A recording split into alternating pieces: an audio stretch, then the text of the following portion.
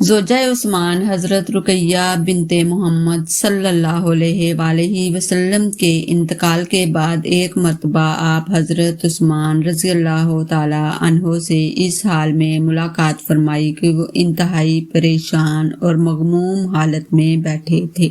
حضور صلی اللہ علیہ وآلہ وسلم نے ان کی خیریت دریافت کرتے ہوئے فرمایا، اے عثمان کیا حال ہے؟ حضرت عثمان رضی اللہ تعالیٰ عنہ نے عرض کیا، یا رسول اللہ صلی اللہ علیہ وآلہ وسلم، جو صدمہ مجھ پر گزرا ہے کسی پر نہ گزرا ہوگا۔ صاحبزادی رسول صلی اللہ علیہ وآلہ وسلم انتقال کر گئی ہیں، جس بنا پر آپ کا اور میرا سسرالی کا رشتہ ہمیشہ کے لیے ختم ہو گیا ہے۔